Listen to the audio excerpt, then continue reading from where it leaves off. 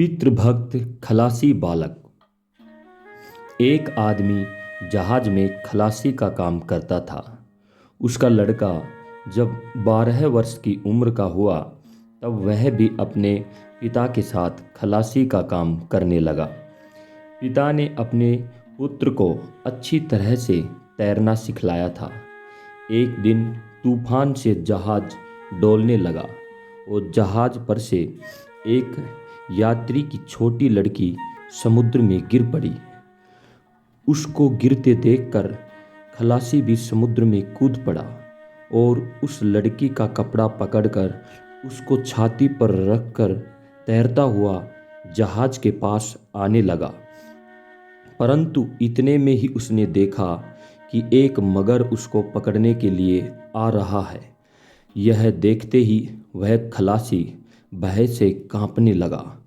जहाज के ऊपर के आदमी बंदूक लेकर मगर को निशाना बनाकर गोली दागने लगे, परंतु कोई भी हिम्मत करके उसकी सहायता के लिए पानी में न उतरा।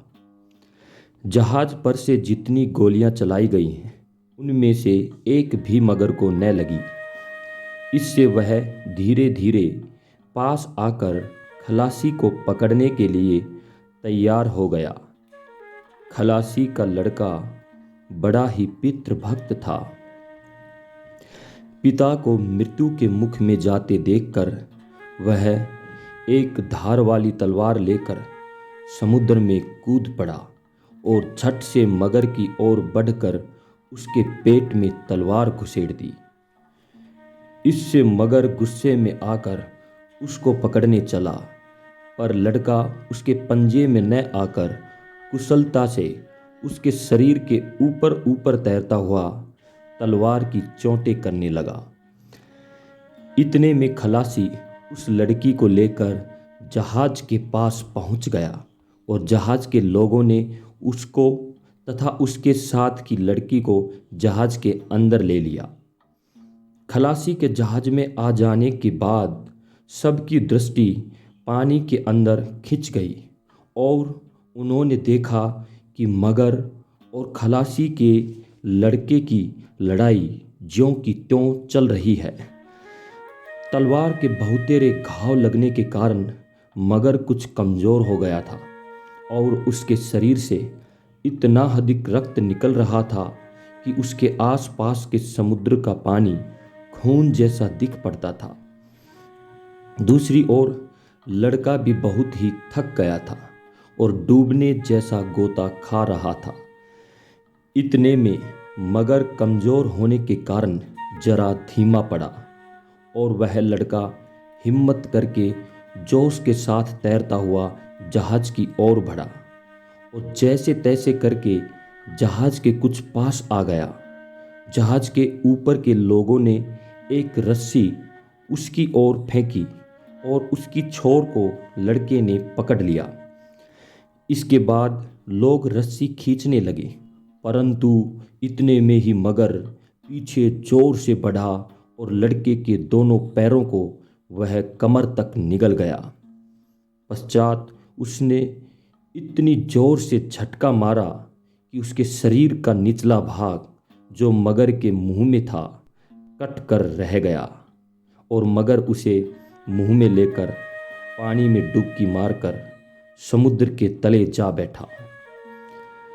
लड़का इससे एकदम शिथिल हो गया, फिर भी उसने पकड़ी हुई रस्सी न छोड़ी। इससे जहाज के लोगों ने उसे जहाज में ले लिया। लड़के की यह दुर्दशा देखकर उसके पिता को मूर्छा आ गई और वह पछाड़ खाकर जहाज में गिर पड़ा। थोड़ी देर के बाद सचेत होने पर उसने देखा कि लड़का उसके पास पड़ा हुआ एक दृष्टि से उसकी ओर देख रहा है।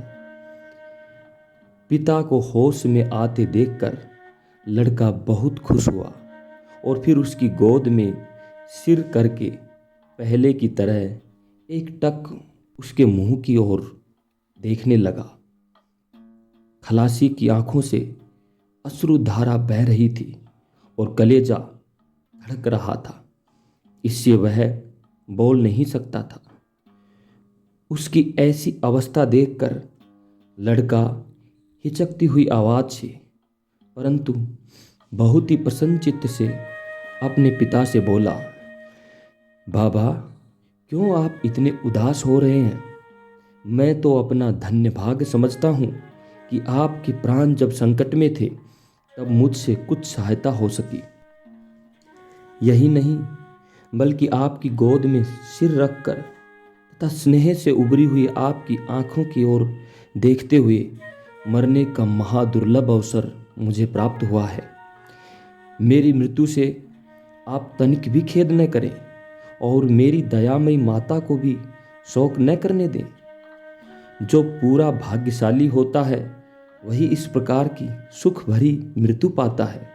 बाबा, अब आखिरी प्रणाम। मुझसे जो अपराध हुआ है उसके लिए क्षमा मांगता हूँ। मेरी जीभ और आंखें खींची जा रही हैं, इससे मैं बोल नहीं सकता।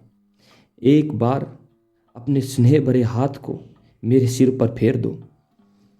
इतना बोलते बोलते उसकी जीभ थक गई और उसकी आंखें हमेशा के लिए बंद हो गई।